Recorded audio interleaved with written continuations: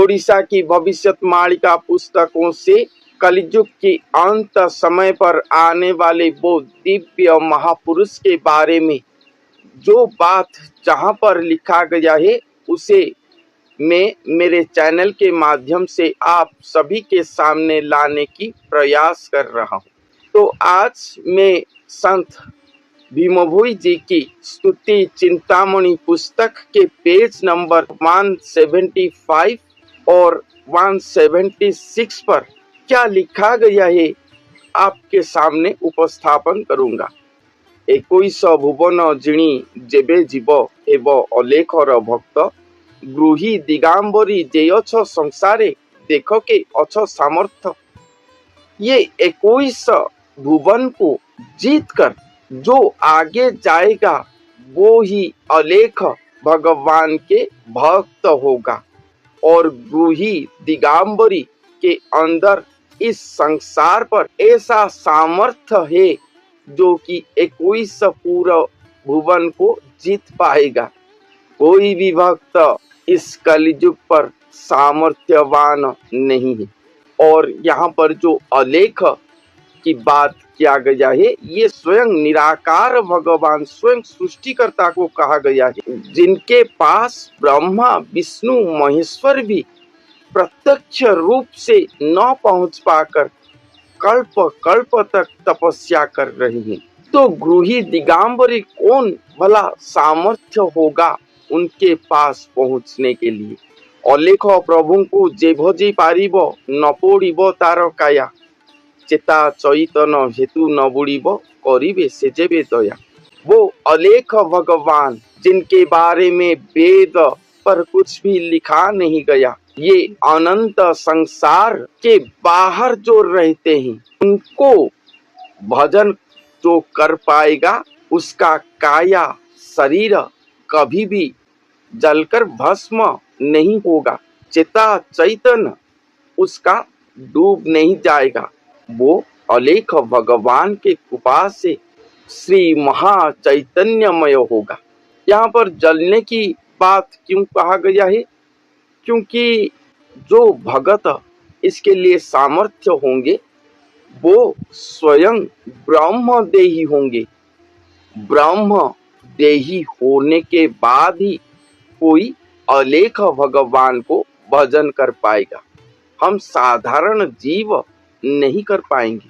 हम तो अपने आत्मा को वहन करने के लिए सामर्थ्य नहीं रखते और स्वयं ब्रह्म को धारण करके ब्रह्म देही होने के बाद ब्रह्म भगति के द्वारा स्वयं महाब्रह्म अलेख महाशून्य पुरुष को भजन करने के लिए वो भगत सामर्थ्य होंगे। रज बीर्जरे जन्म न लभिब जुगे जुगे अजरामर इच्छिले देह अदेह होई पारे इच्छा मरण तार।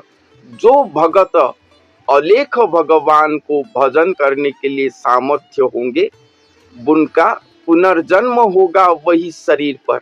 इसलिए रज बीर्जरे जन्म न लभिब, रज बीर्ज से वो जन्म नहीं लेंगे, जुगों जुगों तक वो अजरामर होकर रहेंगे। इच्छिले इच्छा मात्र ही देह अदेह हो सकता है और इच्छा मृत्यु को वो प्राप्त करे होंगे। कोई भी उन्हें मार नहीं पाएगा। अपने इच्छा से ही वो देह त्याग करेंगे और ब्रह्म को प्राप्त करके स्वयं ब्रह्म देही हो जाएंगे।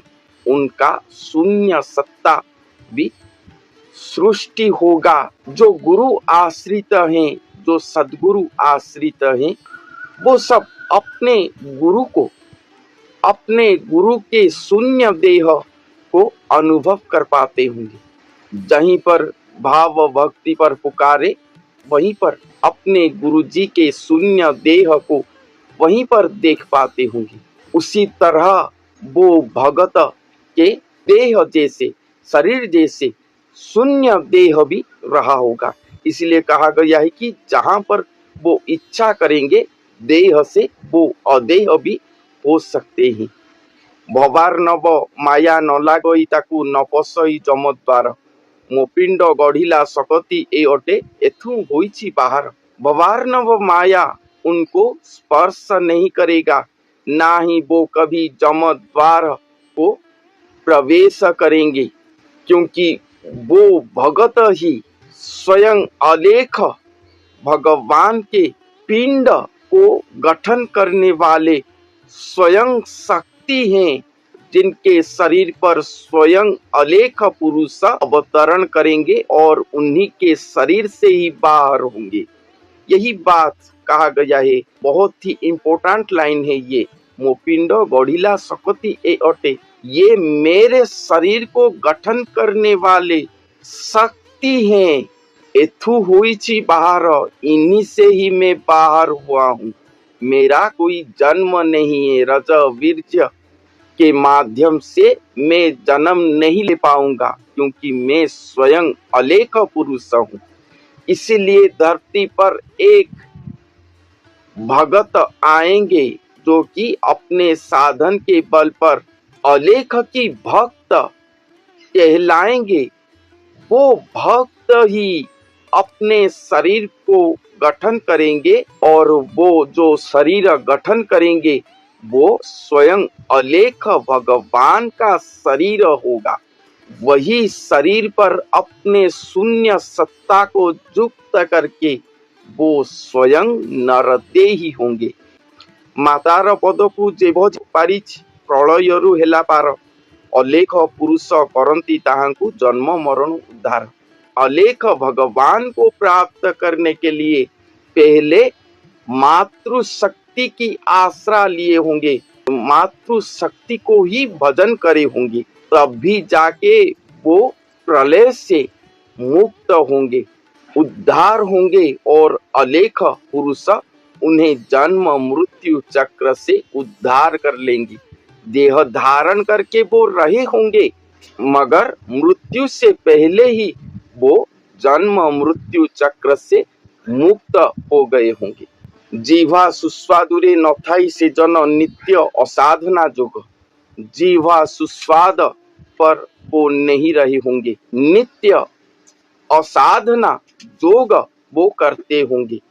मुक्ति भंडारु अलेख पुरुष बोले अधेने भाग, भगवान ही एकमात्र हैं जो कि भक्तों को मुक्ति प्रदान करते हैं। भगवान के वही मुक्ति भंडार से आधे 50% जो है वो भाग वो महापुरुष ले जाएंगे। अर्थात वो महापुरुष को जो लोग भक्ति करेंगे, शरण जाएंगे वो महापुरुष के, वो महापुरुष अपने इच्छा पर ही उन सभी को मुक्ति प्रदान कर पाएंगे।